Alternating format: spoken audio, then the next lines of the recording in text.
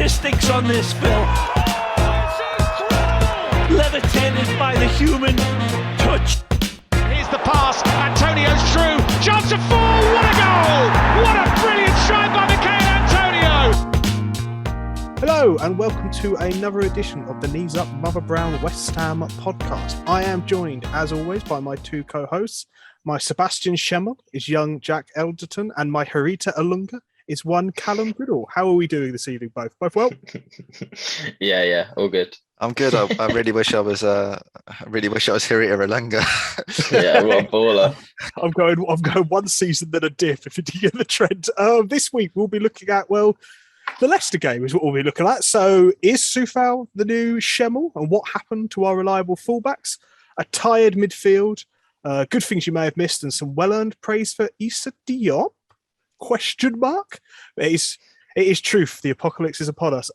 First, some correspondence. Grassam Upson got in touch on YouTube. I believe that's what the kids call it anyway, saying the pod was marvellous. So much respect for putting us right. To note that, to react as a fan during play, but acknowledge getting it wrong when analysing the rewatch gives hope to us all.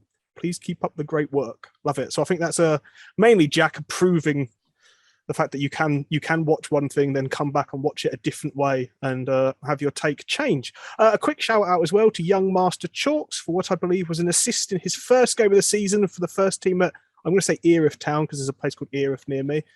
Real Londoners, Essex boys and stuff like that will know. Mainly because I enjoy how proud his dad is of his lad, and I do like hearing about it.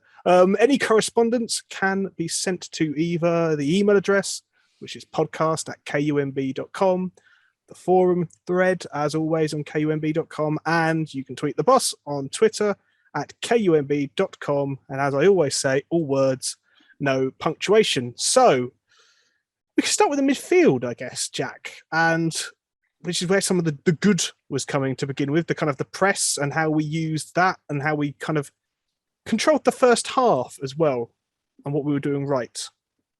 Yeah, well, I mean, I think if you look at our recent results against Leicester over the last couple of years, I think you can sort of see that Moyes and his tactics are sort of Rodgers' kryptonite, really. He's really struggled to get to grips with that kind of reactive mid-press that we have used really well, used particularly well for long stretches of last season, haven't employed so regularly this season, but returned to here against Leicester and to great effect, really. Similarly, as with those games previously, Leicester really struggling to play through it. And the key thing here is about the way you set the press, the fact that you screen and encourage passes across the opposition defence. Leicester generally don't have the best quality, particularly without Fofana and also without Evans, don't really have the best quality on the ball at the back. And if you look at Amati and Suyuncu, neither are particularly confident at carrying out of defence and playing passes through the line. So that means that really it needs to be Tielemans or Ndidi that take the ball off the defence and transition Leicester forward. And we were very, very good, particularly in the first 20 minutes. I think it did drop off after that. And then in the second half, we'll talk about what happened there. But particularly in that first 20 minutes, the way that Antonio and Lanzini combined to stop passes, finding Ndidi and Tielemans and therefore stops Leicester from being able to transition the ball out of defence, I think was very, very strong and often led to a lot of turnovers in good areas for us or forcing Leicester to punt the ball long, which doesn't really lead to much for them, because even if they had everyone fully fit, they don't really have a striker who's a massive physical presence. And against players like Dawson and Diop, they're not really going to get much change going long. I'm just going to use your terminology and get you to explain it as if I'm five. Screening into mid-press. Just give me an explanation of that simply. So a lot of the time we've talked about over the last few years with Premier League football, a high press, and there are a lot of managers that have used that very successfully over the last few seasons. Klopp really most notably, and a mid press is it's not massively dissimilar, but it's somewhere in between a Hodgsonian low block and a Hasenhüttl high press, and that is to kind of encourage passes around the opposition defence. It's almost in its most condensed way, I'd kind of say it's like your centre backs can have it, but no one else can. And you trigger press very quickly, and often where we do that, often our trigger is when the ball goes out to a fullback or one of the creative players in the opposition side. So James Maddison was the real key trigger for us in this game. Every time Maddison received the ball, we were very, very quick to rush in with several players pressing very intensely all of a sudden. So often that was on Leicester's right-hand side, so our left-hand side. Cresswell and Rice would be rushing up incredibly quickly. Fornals getting across as well, and encouraging balls back into either Ricardo Pereira or Daniel Amati, neither of which really have the quality to play out of such an intense press. And it's an effective trap basically when you use it on the flanks, because the touchline provides a bit of a net for you, because if you can pin Pereira to the touchline, what you're going to do is you're going to force him to play centrally into Ndidi, where we're very confident that we can win a turnover, because he hasn't necessarily got the quality to turn and play forwards in 1 or 2 touches, or he's going to have to punt the ball long, where we're going to be able to win it with Dawson or Diop. So that's the kind of style. So effectively you screen and you're very passive, and it doesn't look like you're pressing at all. And then suddenly when one player picks up the ball, when a certain pass is made, you rush into a very, very high press all of a sudden.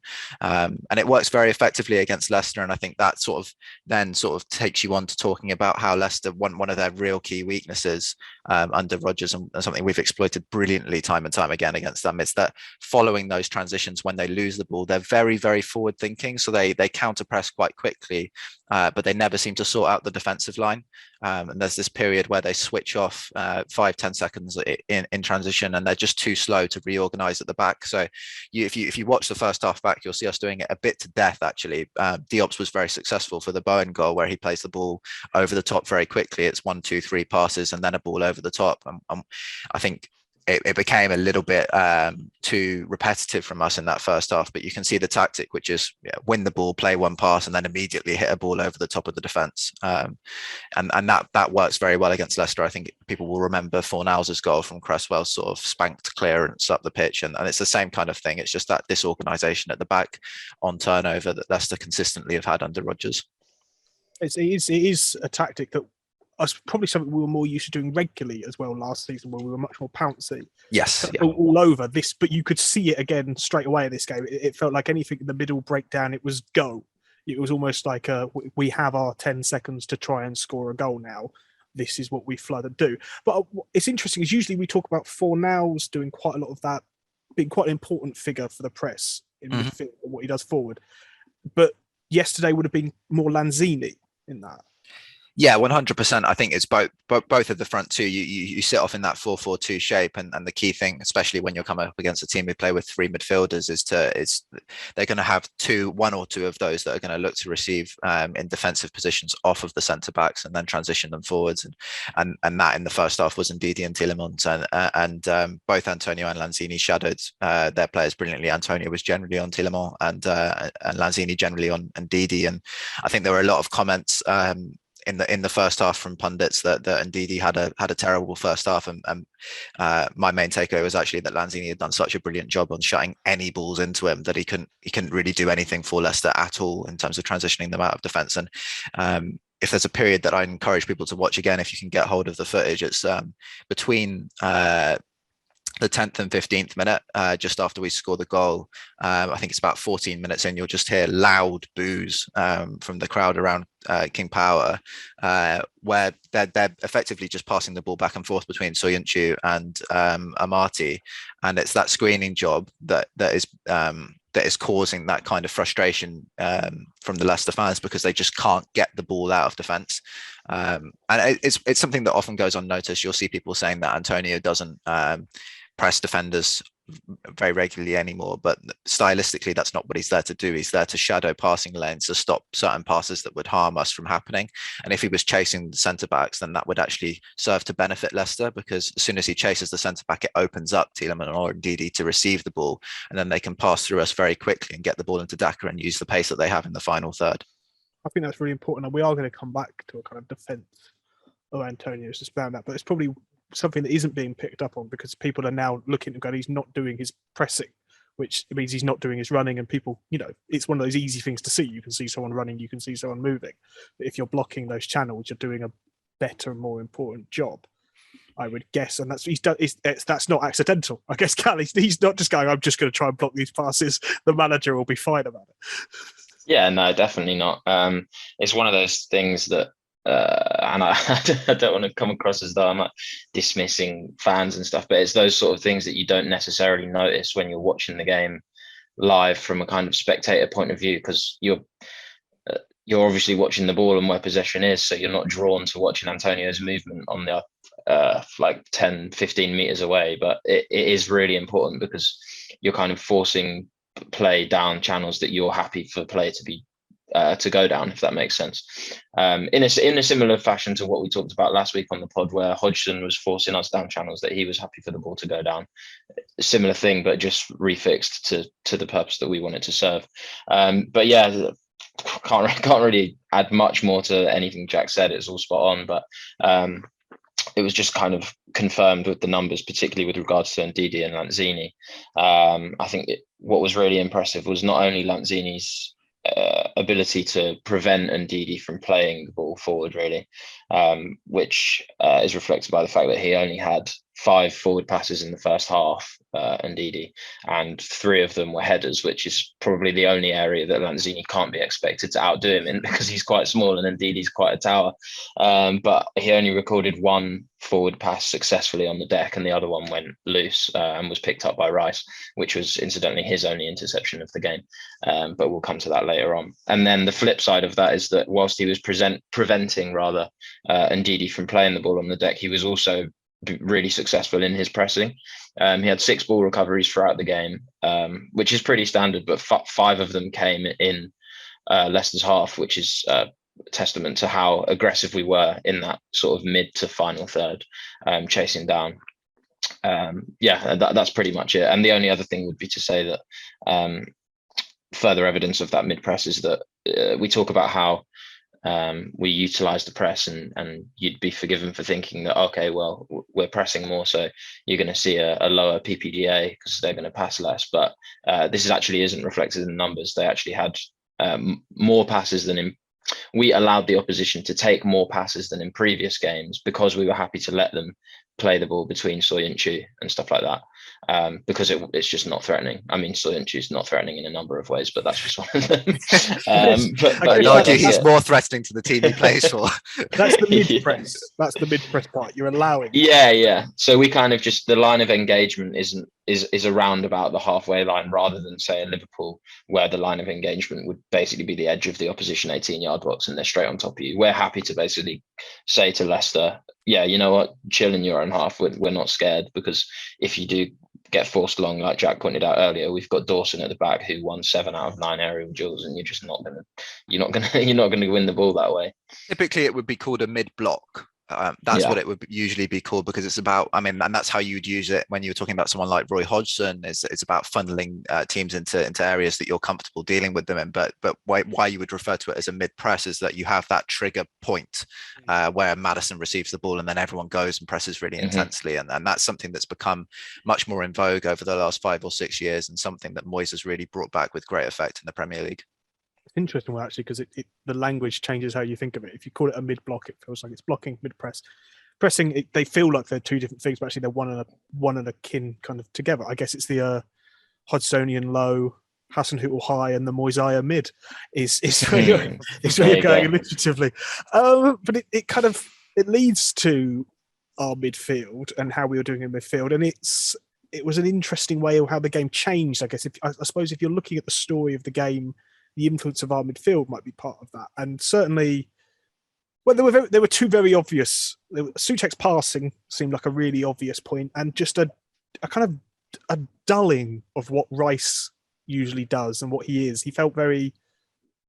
You're looking for signs of tiredness maybe in the Watford game, and it was maybe as less important. But here he looked physically different, Jack. I don't know. Something about his game was different to what you kind of expect, and it's obviously we have very high standards of Deck, but there was something there, not there, rather.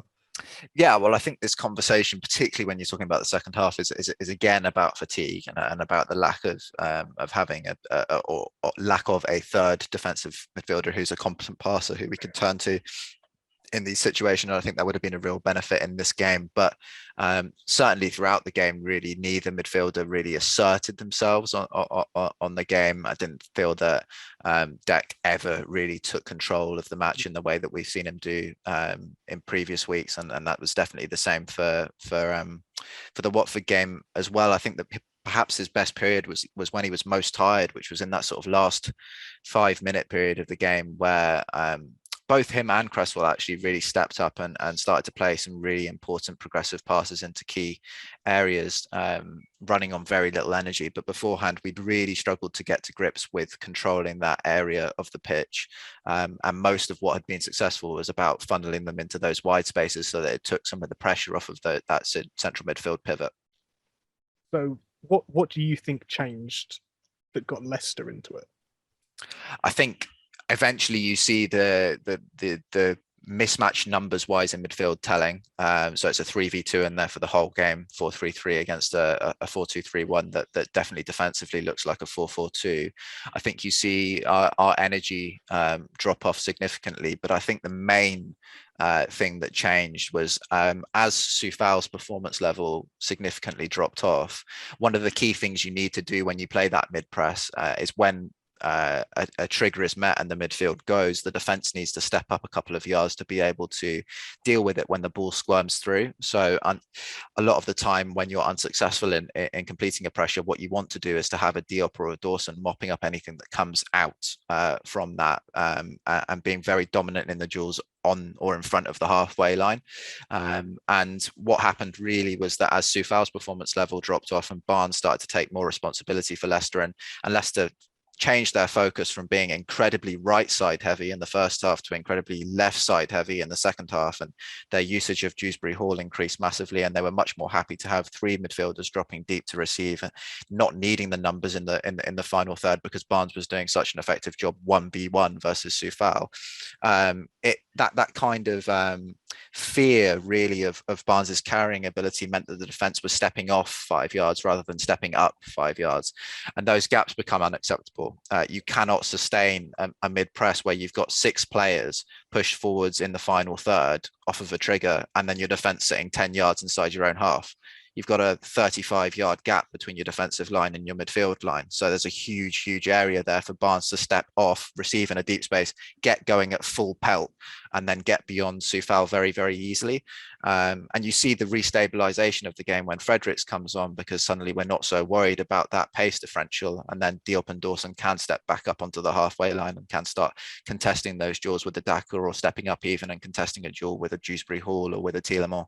And we got control back of the game in that period. But that was the real change, is that Barnes took a lot more responsibility. And I think the thing that Moyes will be most disappointed with is there'll be a lot of people that point fingers at the individual errors over the goal, but you don't want those to undermine a team performance that's functioning well.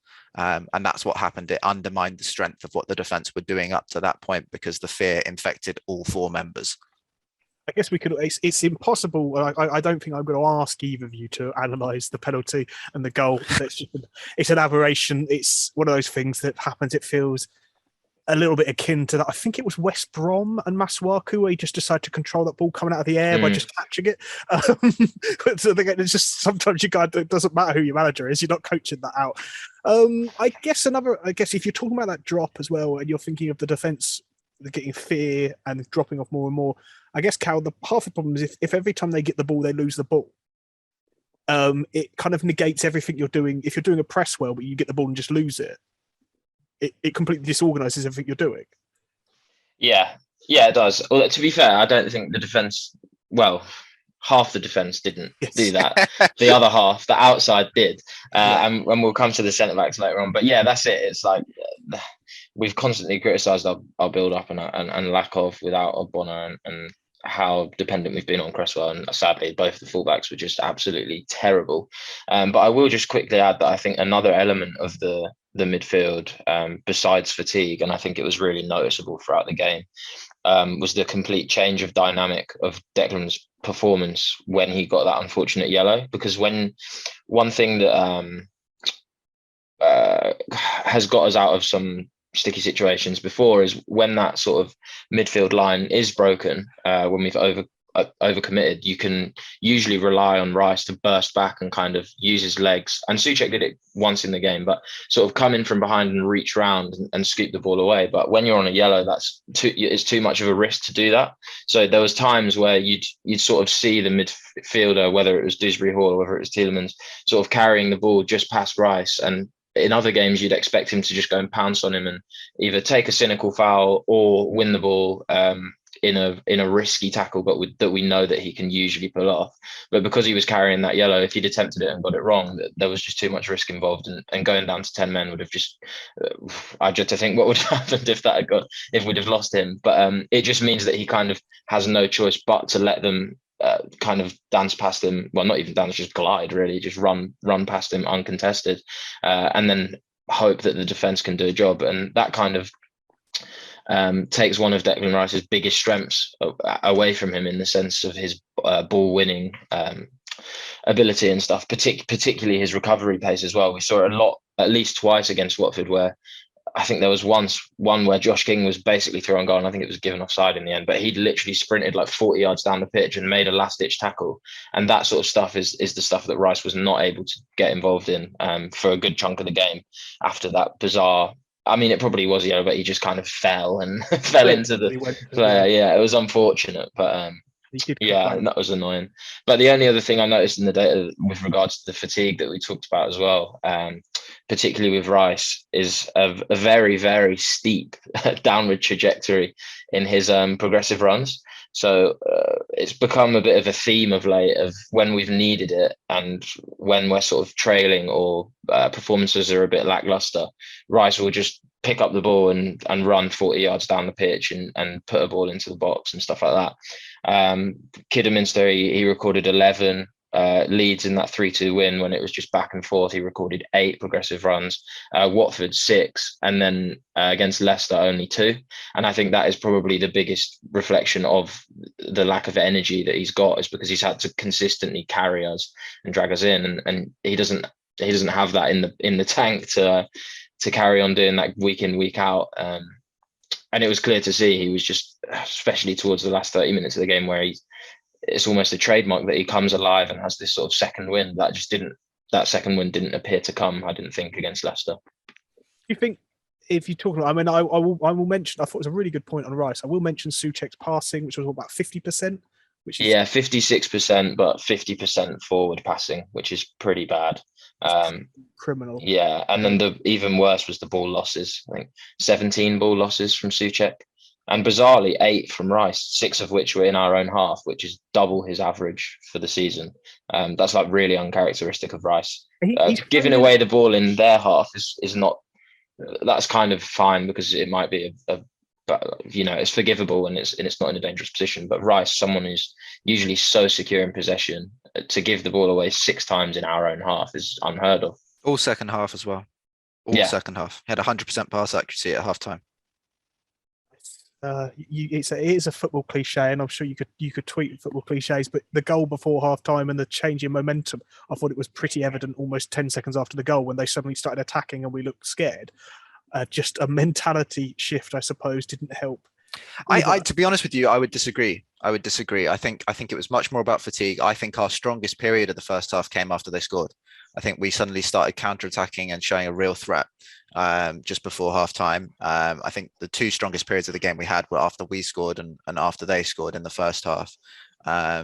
So I wouldn't say that it was so much a mentality thing. I think that, you see Rice have 100% pass success in the first half, and I think it's just the legs went in the second half. I think the legs just went. More them than us. More than I thought they looked. They found some belief by scoring in a way that absolutely, yeah. If they haven't scored and they are having some struggles at the moment, they may not have.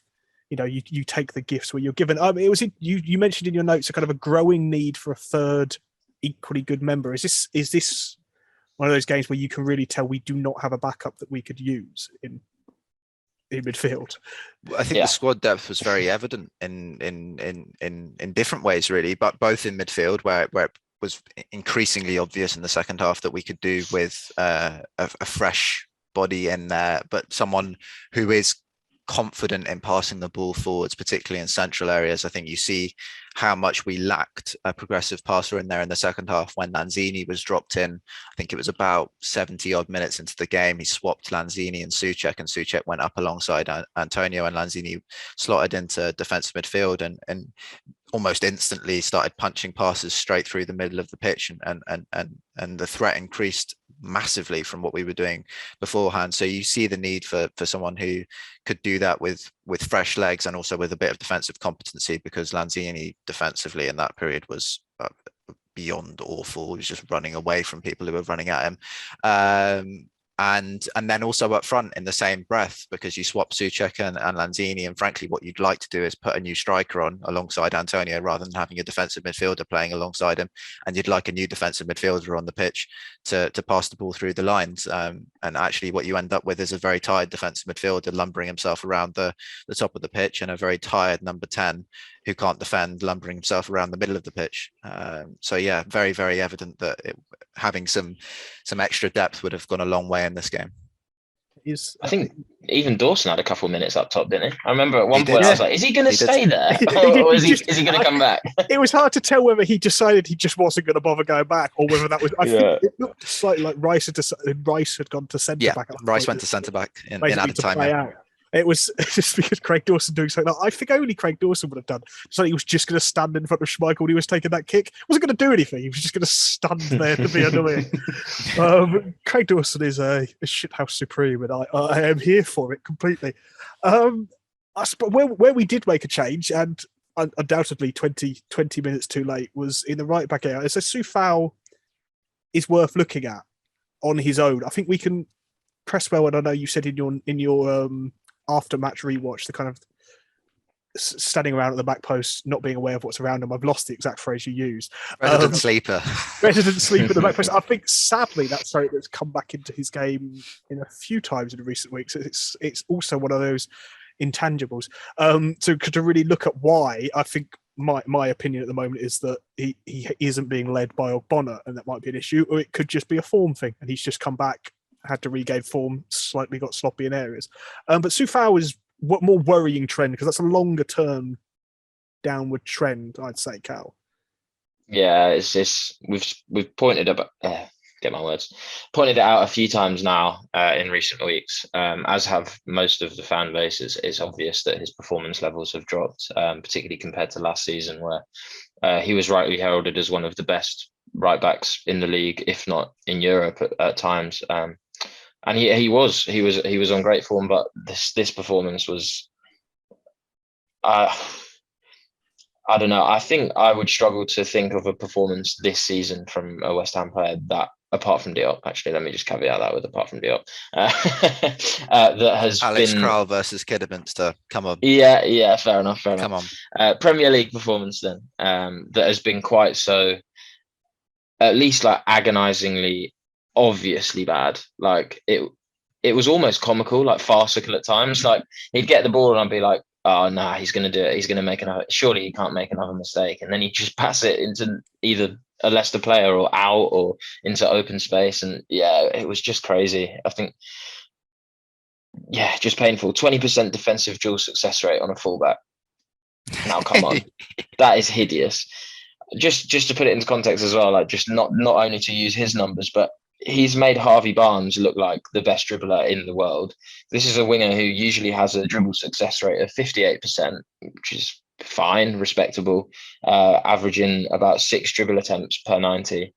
Clearly, Harvey Barnes has done him once and thought, hello, I can have a day here. He's successfully completed 10 out of 12 dribble attempts, which is an 83% success rate, which would make him one of the best dribblers in world football if that was going to happen in every week. So yeah, it was just terrible. Just everything was bad, not just defensively, but 58% pass completion, 15 ball losses, 8 of which were in his own half, only 6 ball recoveries, 0 crosses from someone who is, I have said on the podcast before, is the best crosser of the ball in the team, and was last season at least on when he was on form. But to not even attempt to cross, let alone complete one, is just baffling. It's the on form and last season thing. So is there an obvious shift this year, last year? Yes. Yeah, definitely. There's a shift in the volume of his defensive output. There's a shift in the success of his defensive output. His success from aerial duels is down 9%. His success from defensive duels is down 5%. His overall output is down by one tackle, more than one tackle per 90, more than one successful aerial duel per 90, more than one defensive duel per 90. So my main worry actually is just about how passive he can be. And so, I mean, that was the thing that really worried me in this Leicester game, is that usually he's quite a proactive defender. And if he gets it wrong, he gets it wrong. But there was a period of this game where he just wasn't really doing anything. I think that the second goal is a really good example of that kind of passive approach to defending, where you're not really achieving anything. He made no attempt to block the cross whatsoever. He lost the ball. It's him that lost the ball in our own half.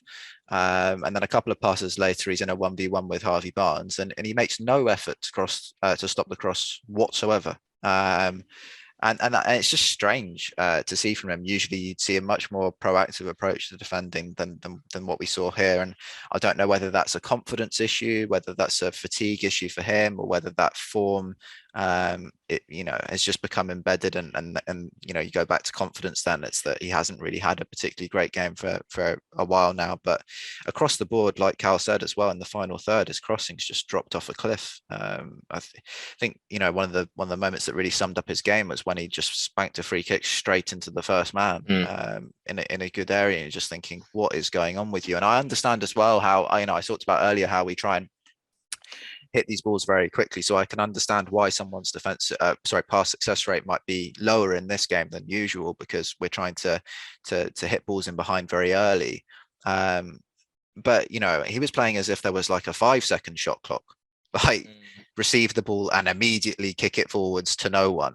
And I think you look at some players who do it very successfully. Diop is a great example for the goal and maintained a good pass success rate throughout. I think even Cresswell on the other side wasn't particularly good in the final third, but did a good job of finding those balls forward as per usual from left back. And Coufal just looks lost when he receives the ball. He looks frightened and looks keen to just get rid of it as soon as he possibly can. And that's a trend that's continued across lots of games recently, not really something that you could look at and say, oh yeah, it's this game because we were looking to play forward very fast.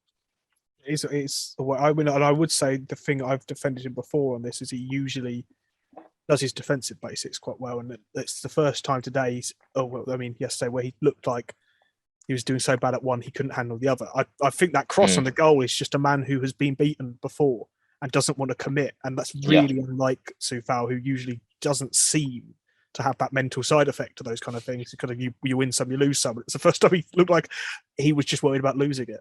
Yeah, I think I completely agree. There's especially with the cross for the goal, it was just so he wasn't even like, I wouldn't even really call it jockeying. Like, he wasn't moving on his toes. He wasn't like harrying him. He was literally just stood stationary, like he was playing musical statues at the King Power. Like, it was bonkers. And then there was the only other moment that stood out for me was almost the reverse of him sort of kicking it away in like rapid fashion. There was a moment where he had possession in our own half and he kind of just stood there, like jogging on his feet for about 5 seconds, like looking where to pass the ball, and then just it was staring at Diop the whole time, and then eventually just passed it to Diop. And it was just that sort of moment where he's clearly, all confidence is gone. He's overthinking his performance. Like, there's no fluidity to it, and you could just almost see him freaking out in his brain. He was like, oh, I'm having a bad game, I don't know what to do, and then just made like a pass that he should have been able to do in like half a second. What's quite like is that Moyes brought, well, I know, I've seen that, so I'm going to bring on someone who always looks like he doesn't know what to do with the ball. So at least it's not going to be a shock when it's happening. And I mean, it was the right decision. It worked. I think your point, Jack, was just it was far too late by then, really. Far too late. I was at the time quite surprised that Fredericks was the player brought on. I thought it would be Johnson, but in hindsight, I think it's a very good decision to choose Fredericks, because that recovery pace allows the defence to step up much more confidently.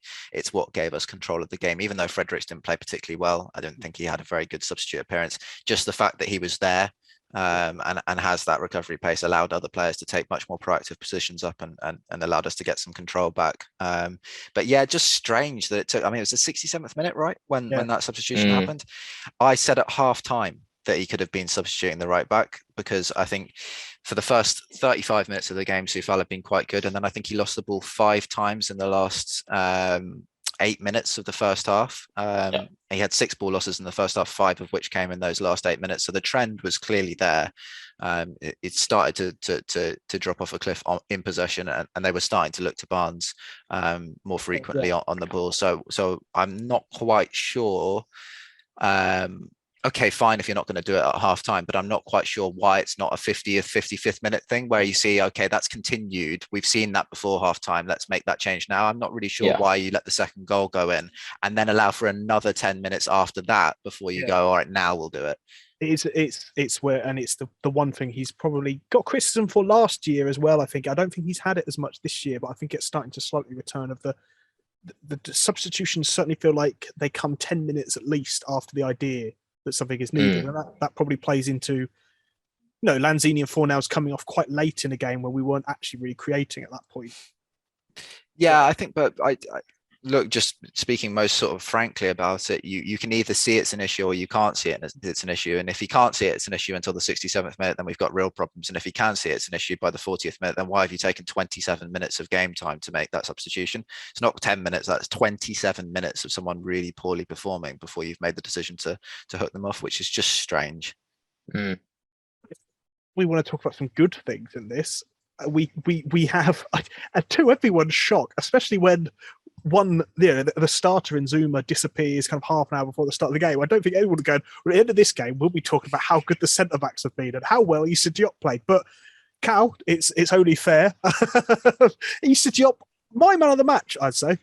Yeah, it goes without saying that he was my man of the match as well. You always know that I have a massive soft spot for Issa Diop and would love to see him become this player regularly, because I think if he turns out performances like that on a consistent basis, then he would be a brilliant centre-back to have around the team, if not start. I mean, if I would start him if he played like that every game without question. He's brilliant. But sadly, we know that it's not common to see performances like this. But I was really pleased. It would have been really easy for him to sort of cave under the pressure, knowing that he's not been performing well, and then to find out like half an hour before that he's now going to be called upon to step into the team in what was a pretty important match, given the way that results had fallen prior to us playing. I think there was probably a lot of expectation on the team to make best of the opportunity to really make a claim on that 4th place. And he stepped up. And he was my man of the match. Obviously the pass for the assist was just brilliant. And it almost felt obvious within like the first 10-15 minutes that he was gonna have a game. Like everything he was doing was just right. He looked so switched on. Areas where we've criticised him before, his passing was 90% throughout the game, which is really, really impressive. But to be fair to him, passing is one area that he's always had that in his locker, like particularly the sort of long line breaking passes. We've seen him do that before and get a few assists, or at least shot assists that way. But defensively is where I was really impressed. The 80% success rate in defensive duels is just unheard of for Issa Diop, someone who usually gives me heart attacks whenever the opposition are in possession. I was just mesmerized by his defensive performance. 14 ball recoveries, and the icing on the cake for me, which is exactly what I've wanted to see from Diop, only 4 ball losses in the whole game, 2 of which were in his own half. Amazing. That's it. That's what we want to see. It's the kind of tantalising tease of what Issa Diop does, isn't it? He gives you these glimpses of a player you kind of think, oh yeah, that's the player he could be. This is it, and this is why the Milans and the Mourinhos have seen him and gone, you know what, I'm interested in him, because there is that, like, all the sort of what's my favorite word here? The intangibles. Yeah. He's got the physique, he's got the pace, he's got the sort of, that vision is clearly there because he can make those passes. That those sort of, all those qualities are there, but he name them. They're not intangibles. Nah, come on. That's great. You're gonna have to, if you're new to the podcast, you're gonna have to go back a little bit to get the way this intangibles thing has come from. It's one of Cal's favorite phrases. Yeah, I've got favorite phrases to use wrong, as I think we yeah. But it's certainly where I think I've always got this feeling he quite likes a certain type of. He doesn't really want to be too physically bothered. He doesn't really want to deal with anything particularly high. But if you give him a kind of kind of a striker who's got a bit of nip to them, but is wanting it all on the deck, he usually is okay. And I think Daka might have suited him. Also, I think you noticed Jack on a couple of occasions, he seemed to follow him onto areas of the pitch. I remember one quite good bit of defence. I don't know if it was a tackle or an interception, almost down the right centre-back slot. Yes, that was his best moment of the game, which for me. Granted, is one of those things that sometimes he completely misses, that he's out of position. And also there was the long ball over the top. Well, actually, he didn't get to it and Fabianski came out, but I thought he's tracked the runner into that right centre-back channel again. I don't know if it was just he quite liked having a single job to do, but I did see a disagreement in your face when I started this point, Jack. No. I'm actually glad that you made the point about him coming up against Daka and Daka suiting him, because I didn't want to sound like, too evil coming in and saying, negative. Well, Leicester didn't do very much crossing, and when they did, they scored. But the game definitely suited him, and they played to his strengths, and he did a very, very good job on Daka. And I'm glad you mentioned him tracking into the right channel. He just stayed with him, and he made very, very good decisions about when to stay touch tight. So when Daka was receiving with his back to goal, very, very good at being touch tight and being able to upset him with the physical imbalance there. And then very, very good when he could see that Daka was probably going to receive on the half turn, in dropping off a couple of yards to compensate for the pace difference, and then making a tackle to win the ball back. So did a really, really good job at that. Not to overdo the point though. The one cross Leicester made, they scored. That I can one really good cross they made, they scored from. You wouldn't necessarily say that was him to blame. I wouldn't necessarily agree that it's entirely his fault. I think Coufal and Cresswell are more to blame, but he is drawn under the ball. And then towards the end of the game, the one high ball he dealt with, he completely lost his mind, as per usual. In the 92nd minute, I think it was, as a ball dropping down on top of him, he completely loses it, ends up getting on the wrong side, and then Dawson does exactly the same thing, which is very uncharacteristic. And then somehow we managed to get ourselves out of jail in that situation. But yeah, a very, very strong performance. I wouldn't have had him down as man of the match. I thought that was either Bowen or Dawson. But I thought it was a much improved performance from him. Actually, I think we should probably make the point that Dawson's had a really good game, because actually he's had quite a few good games in a row, and he has a certain type of good game quite often. And I don't think it catches attention because you expect really big things from Diop, and if he delivers, it's really good. But you expect these kind of just minimum standard stuff, I guess, with Dawson. You're always expecting the basics, which he generally does pretty well. And then you just almost, it doesn't get credited because you expected him to do the basic things and he did them. I think that's the main point for me, really, is a lot of people have jumped onto Diop's performance, quite rightly, because he's been poor and he deserves a huge amount of credit for turning it around and having a great game. And I don't want to detract from that, but we need to talk about Dawson, because Dawson's performances have been really consistently strong for some time now. When you're looking at the basics, he seems to rarely make key errors, and yeah, again, very, very good here. Does all the defensive basics very, very well, and then scores a crucial goal for us. I know it's come off the shoulder, but it's that same kind of getting through everyone and getting on the end of it. He made Amarty look very, very silly, who ducks under the ball when it comes to that duel, and gets his goal. So a strong performance from both centre-backs, but yeah, certainly a continuation of form from Dawson. Looking at my arm and working out where my shoulder ends. I don't think the problem with that rule is that it's hard to get you quite a point on. It's not particularly worth discussing. But talking about defenders, if we were to defend someone, I will go kind of let you two kind of play on this one, really, because I know, Jack, you were almost could have got to the point where so many people are being negative about Antonio, and you think it was unfair, not just unfair, but quite blatantly wrong as well. Yeah, I got quite aerated for an argument. No, yeah, it's just setting me up to get really ranty. Yeah. At Jack Elderton. I did get quite angry after the game, because it's become so lazy. The quickness with which people will jump to condemn Antonio's performances, and you do sometimes sort of begin to wonder if people are even watching what he's doing, or watching what people are doing around him and how that affects his game. Because here I thought he was really good. I didn't think it was a brilliant performance or anything like that, but off the ball out of possession, like we spoke about earlier with the mid press and that screening job. I thought he did a fantastic job at that. And then when the game got more chaotic, he did really well at chasing things down. And then when we re-established that control, he went straight back to doing what he was doing well beforehand. I thought he adapted really well to several different changes in approach.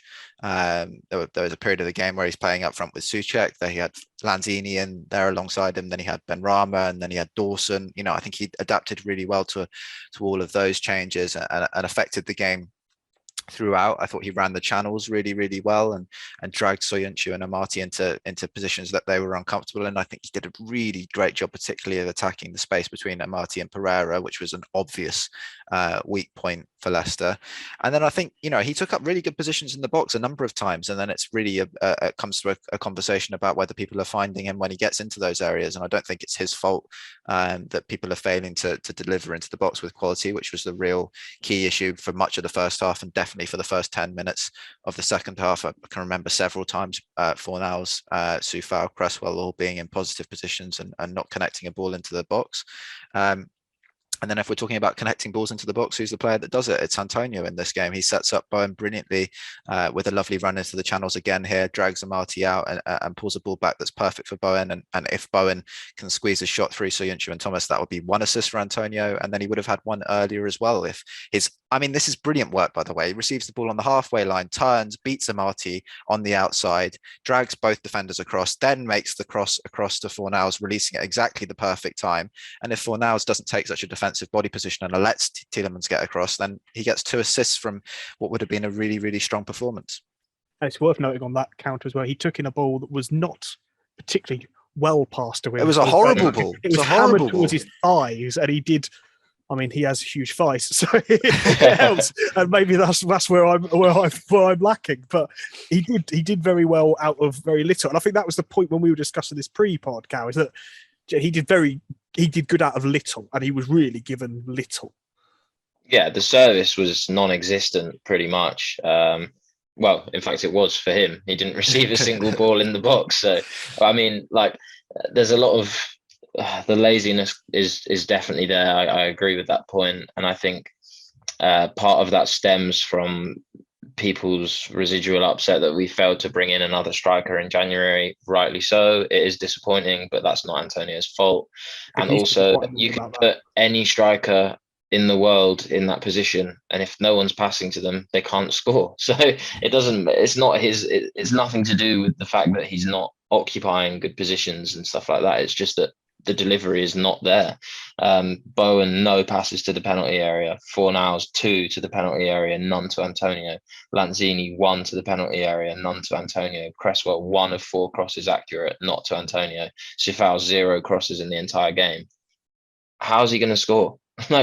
And Antonio himself has successfully passed the ball to the penalty area 3 times and attempted 4 crosses, 2 of which were accurate. Like, he's having to provide. I mean, if he could pass to himself, it'd be brilliant because his numbers would be insane. But yeah, I think I get people. Unconventional attacks. If you had Antonio combining with Antonio, they'd just be banana. They'd be running into each other. I think it's just it's too easy to criticize him for, like, I don't know. You go, striker, 0 shots, fine. But you need to go beneath the surface to, like, even touch on the sort of performance that he had, because that's just it's not that black and white. And he was still very busy, like, in a game where there wasn't really much. We didn't have that many attempts. We didn't record that many shots, but he was still doing well. Like, 3 progressive runs is more than his average of 1.9. Like I've already said about the crosses and the passes to the penalty area, and also a 10% uptick in his pass completion. Something that we've criticised him quite heavily for in previous episodes of the podcast is his inability to find a simple pass and how that breaks down prospective counters and dangerous attacks. But that's one thing I thought he was really good at against Leicester. His hold up, when he didn't knock it past Soyuncu, his hold up was good and he laid it off quite effectively back to the midfield. And it was just his teammates, unfortunately, that let him down, I thought. I think, like you said, Jack, he could have had to assist. The Fornals one really irritated me because it was defensive body position is the perfect way to put it. It was just frustrating because it so could have been a goal, but alas. And I suppose in terms of another positive, and we talked about subs and lack of subs, but one player who is quite quickly given criticism as well, who actually had a very, very good kind of cameo, and I think quite an important cameo considering the energy in the team, was Benrahma, who threw in some, more shots, it felt like, than anyone else. He brought in an energy and a vibrancy to the attack that's certainly been lacking to that, or at least in that half, Jack. Yeah, well, I think that was the key thing we needed at that point in the game, was we needed someone who would come on and take responsibility on the ball. And he certainly did that. He came on, and we were really, really struggling to progress the ball out of defence. I said about Cresswell and Rice stepping up in this period, but they stepped up after Benrahma came on, and there was someone else coming and receiving off the defence and dragging all of the attention onto themselves. It just opened up a little bit of space for other players to have an extra second on the ball so that they could find teammates in positive positions. And he did that so well, just involved in everything when he came on. Couple of really, really great dribbles. His directness was brilliant. The fact that he took all of those shots on was really great. Main concern would be the same one that I always have with Benrahma, is he got himself into 2 or 3 really positive positions, and his end product wasn't there again. But I would rather focus on the fact that he did the key job, which is taking responsibility in possession, getting us up the pitch, winning corners. He won 3, we scored from the 3rd. So yeah, a strong substitute performance. What's needed, I guess. We'll drop back. And would you, in terms of changes for next week, and we've got Newcastle coming up, and it's an interesting one with their run of form and how the second half of a season is very, very different to the first half and the teams you play, because that fight against the burgeoning threat of relegation becomes, they're much more scrappy, and teams take that momentum and it's suddenly much more desperate. Would you be looking to drop Coufal, both of you, and would you any sort of changes with the attack as well, whether that's a Fornals change or Lanzini, etc.? I'll go Cal first. I think assuming Johnson is fit, I think Coufal has to be dropped, to be honest. Like, if anything, just to say that is an unacceptable level of performance, and hopefully he has a week off, thinks about it and comes back and plays better. Sometimes that's all you need, like a little break. We've said before, he probably is pretty knackered, and yeah, just take a bit of time away, refine that form. In the attack, I'm less certain about what I'd do. I think Benrahma came on and had a good impact, and is rightly being praised for his directness, but I think maybe that is his role. He is a guy. We've constantly said we lack game changers on the bench and match winners, and I think Benrahma is that guy. He came on and did change the game, and if he did come on earlier, he could have been a match winner if he'd had longer to carry on doing the stuff that he was doing. So I think I probably would just drop Coufal, stick with the same attack, but look to bring on Benrahma earlier, I think. You, Jack, you thinking to make that change at right back? I think Cal's point about probably showing what you can and can't get away with in the team is a pertinent one. I would agree. I think I disagree with the point about showing what you can and can't do. I just think you drop someone who's not in form and give them a chance to recover, have a week off, and get an arm around them. I don't think it's so much a disciplinarian kind of approach, but I also wouldn't make any changes in the attack. I think Cal's point about Benrahma being an impact player, where we really lack that, is really useful, and I think that he could develop into that role in the future. Obviously, we all hope that he would be more of a key player for us, but he just cannot seem to string long runs of form together at all. And if you're looking for someone who's going to take risks on the ball to bring off the bench when you're losing a game, then really I think he's a great option to have. And there is a little bit of a question mark about maybe he could be given the start against Newcastle, a team that have proven to have quite a porous defence at different points in this season, and perhaps his risks would come off more against this kind of opposition. and Fornals didn't play particularly well against Leicester. Had a very slow start, then a good run through the second half of the first half, and then a very, very poor second half.